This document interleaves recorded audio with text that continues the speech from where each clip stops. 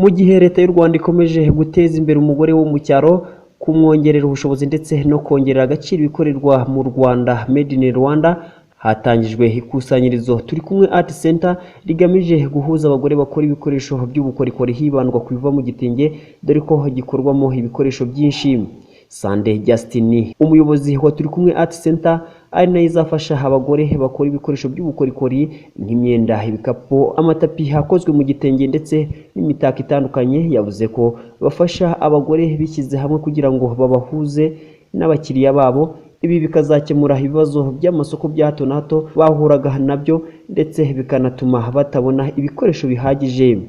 Dukorana n'abadamu, ababyeyi bishyize hamwe bafite ubumenyi ahantu hatandukanye mu gihugu, ariko ibyo bakoze tukagira iyi centre ari ibyereka abakiriya, ibyereka abanyarwanda ndetse n'abanyamahanga babikunze.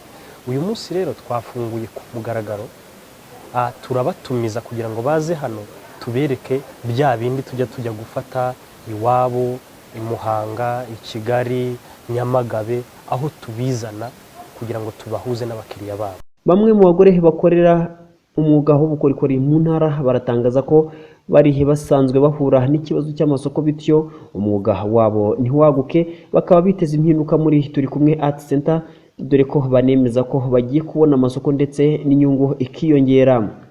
Ubukorikori bwacu buzazamuka kuko tuzajya dukora bikurikije na komande twahawe.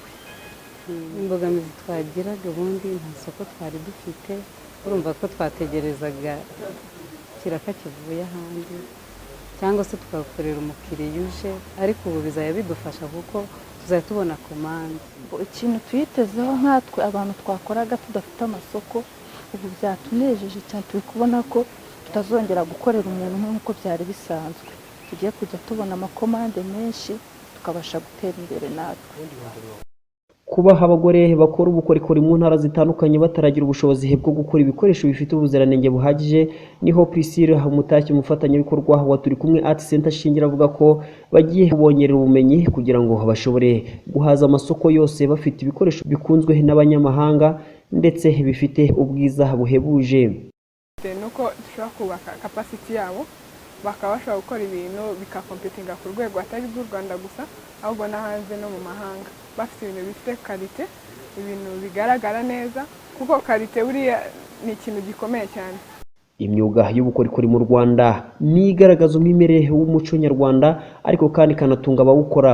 Bimwe bigarukwaho n'abagore bazajya bafashwa na Turi Kumwe Art Center kubona abakiriya babo, dore ko bakora ibikoresho byabo mu gitenge, dore ko banemeza ko ubukorikori bwabo bubatungiye imiryango ndetse bakabona n'amafaranga y'ishuri ku bana babo.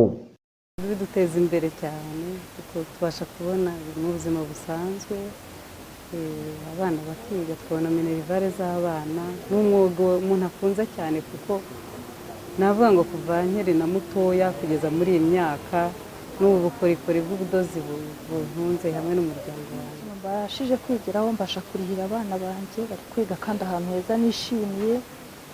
Numva kandi mu iterambere ryanjye, nubwo tutarabona inzu yo kubamo, ariko numva ko tuzubaka inzu, tuzagura imodoka, twagira iterambere kandi mbikuye muri uko, kuko agiye nabyize mbikunze. Ibi bibaye mu gihe Minisiteri y'Inganda n'Ubucuruzi ikomeje gushishikariza abanyarwanda gukoresha ibikorerwa mu Rwanda, ari nako bamagana imyenda ya caguwa.